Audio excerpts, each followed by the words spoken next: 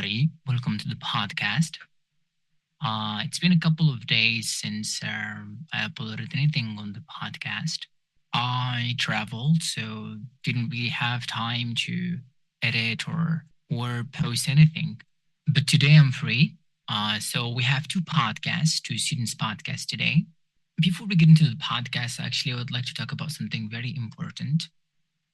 Part of this experience is that you guys record podcasts and then send them to me, and then I will post them. But if they are just there, if I just post them and you listen to them and you don't react to each other, you don't support each other like by commenting or like, just little support, a good podcast. This will help you grow together. You guys are a group, so you need to work together as a group, right? So whenever I post something, a podcast by a student, you don't need to react to mine. Just react to the student's podcast. Those are very important podcasts, and I really appreciate it if you can just like comment or just show a little bit of support. You can also engage in the Discord discussion that way to help you improve together. Otherwise, it's going to be okay, but it's not going to be as fun and as interesting as if you were to actually engage with the podcast that your friends post. So yeah, the first podcast is by IBTISSAM about perfectionism. It's a very interesting podcast, actually. So before we get into the podcast, as usual, there are some mispronunciations in the podcast.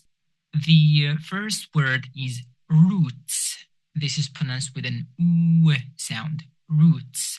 The roots of something. Next word is delay. The sound is A at the end, not I, delay. It's delay. Delay. Pay attention. Delay. Next one is realizing. Realizing is pronounced with E and then lie. Realizing, right? Realizing. And the next one, raised, not raised. Raised, raised. And the next one is dangerous. Dangerous. All right. That's it for the mispronunciations. All right. I'll let you enjoy the podcast, Perfectionism by IBTISSAM. Hello, everyone, and welcome to another podcast. So, as you can see from the title of my podcast, today I choose to talk about perfectionism. You know why I want to talk about this topic? Because one day in class, I asked the question whether perfectionism is harmful for students or not. So, my teacher and classmates answered very quickly this obvious answer. Of course, yes. Of course, perfectionism isn't harmful for students. To be honest, I wasn't convinced by this short answer. Why? Because I always thought the opposite. I thought that perfectionism is a good thing or even a skill. And I believed it helps actually the person do things well or present, for example, their works in an appropriate way. So what did I do actually? I tried to search a little bit about this topic to correct some wrong beliefs and stereotypes related to perfectionism. And today I want to share them here with you guys to show you what I learned about perfectionism. Maybe someone listening to this podcast struggles with perfectionism like I do and needs to hear this as well. So to understand more, let's dive in the topic, okay? First of all, what does perfectionism really mean? When we say, for example, something is perfect, we mean actually it's done 100% right, without mistakes, and completely flawless, okay? But the question here, is this realistic actually? Is there anything truly perfect in real life that doesn't need to be improved along the way? Honestly, I know the logical answer here. Of course is no. But it was very hard for me to accept that and apply it in my life. Actually, I tried to listen to some podcasts about this, and I realized from them that perfectionism is often like wearing a mask that protects us from the fear of making mistakes or being judged by other people. And I always thought I was doing well when I pushed myself to have this perfect idea, perfect performance, perfect presentation or even the perfect podcast. And I even felt proud of being a perfectionist and not a procrastinator. But here what I discovered. When, for example, I try to do everything perfectly, I actually delay actions without noticing them. Because I feel like I delay indirectly my progress and success without realizing them. And here let me explain to you why. Many people and experts say that perfectionism is not healthy at all. But this really confused me actually because I feel like my brain couldn't understand the idea why perfectionism is considered bad, especially since starving to give my best helps me achieve at least good results or good things. But you know what I got also here? There is actually like a subtle line between perfectionism and procrastination. Because sometimes we don't start or don't share our work because we think it's not good enough yet. But actually, the truth is, this 10% or 20% done is always better than 0% done. So let me explain here why. Because a task or decision done at least at, for example, 10%, of course, can be corrected and improved step by step. But imagine here, a task done at 0%, of course, cannot be improved at all. So this is actually the progress in real life. It is based on doing something, then testing it, then failing, and then improving it. Not on being perfect from the beginning. Okay?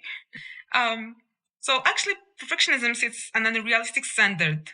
100% flawless work, since actually this standard doesn't even exist in reality. So the brain is like chooses to delay action instead of risking mistakes. So this is why perfectionism often leads to procrastination. So as I listened more and collected to different ideas about perfectionism, I also tried to search a little bit about the road to being perfectionist. So one among the reasons behind having this personality traits is being surrounded by perfectionist people, because I found myself that I was raised in an environment where mistakes maybe were seen as failure, or where you could be blamed for not doing better than others, right? At work, also, being supervised by perfectionist manager can also reinforce the same personality trait. And to be honest, I started feeling recently that perfectionism doesn't increase the quality of my work. It just reduces productivity and lets the work feel boring by the time, because you just repeat the tasks many times and dive in the small details that could be improved along the way. So it's just like a waste of time, to be honest. Now, the same thing for learning languages, because waiting for the perfect time or the perfect level to speak and communicate or express yourself, for example, in English, doesn't help at all. Because for me, from my own experience, it takes me a long time to understand that perfectionism just decreases the learning speed of learning the language. So here I wanna just take the occasion to say thank you, Teacher Zakaria, because my English learning journey with Teacher Zakaria helps me a lot to be aware that making mistakes is not failure. It could be just a data that helps me improve my English skills step by step. So I shouldn't feel ashamed by doing mistakes since I learned from them. So I'm really grateful to have a teacher like Teacher Zakaria. So now let's continue the topic. Actually, perfectionism in some situations can be harmful or dangerous. Especially when our control of having high standards can turn into fear and loss of control. Because at the beginning, organizing everything and wanting things to be done correctly, well, productive, right?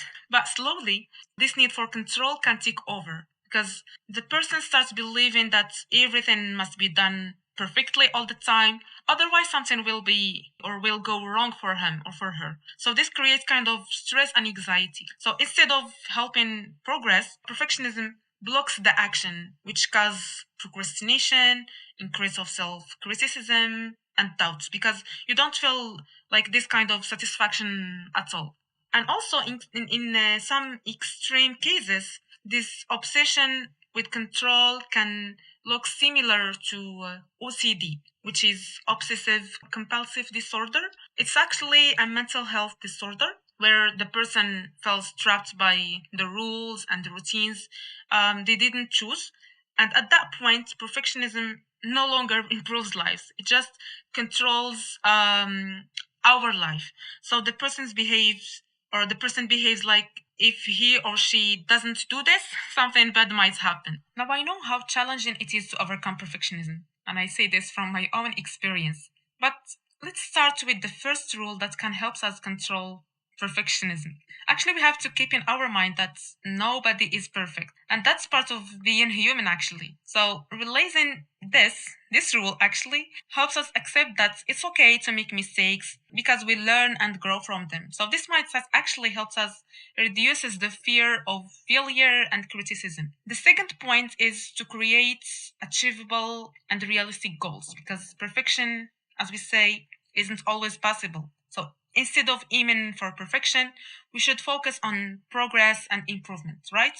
And another very important thing is learning how to recognize and challenging negative thoughts. Actually, I'm still working on this because I realized how important it is to treat myself with the same kindness and understanding that I would give to others. So this actually helps me tolerate my mistakes and reduces my stress. Another thing is breaking big tasks into small ones. It's actually a very useful strategy because perfectionists like me often feel overwhelmed by big tasks. So actually, it's sometimes causes stress. So focusing on completing one step at a time and celebrating it can actually really helps like overcoming this kind of perfectionism. So what I mentioned here are just some practical tips that anyone can follow to overcome perfectionism.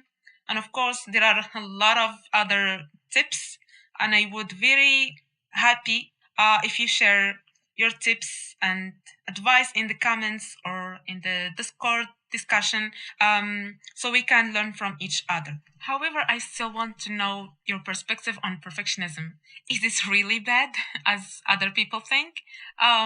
If you don't aim, for example, to do things well and don't set high expectations, don't you think we might fall into monotony and everything could become very normal because we're gonna stop caring about others' judgments? I think maybe the problem isn't perfection itself, but the way we define it. If we change, for example, the name or the meaning of perfection, maybe our vision of it would also change. I don't know. I'm just asking out loud, and I I will be happy if I know your answer about this. So maybe I will stop here because I feel like I talked so much. I hope you enjoyed listening to my podcast and it wasn't very boring. I hope I shared my dilemma very clearly, and I want this to be recorded as a reminder for myself. At first, something to listen to when my perfectionism becomes too much, and I also to feel proud of the progress I make every time in my English learning. So thank you so much. But before ending, I wanna say thank you all for your podcasts. I listen to all of them, and I really like them. I feel like I listen to different experts, so which is something very inspiring to be honest. So please just don't stop. Let's continue learning from each other, and let's remind ourselves that progress comes with commitment, a lot of motivation, sacrifices, and step out of our comfort zone. So just let's start our first step, and for sure we're gonna realize big difference. So that's all for today. So again, thank you so much for listening. Until the next podcast, and bye.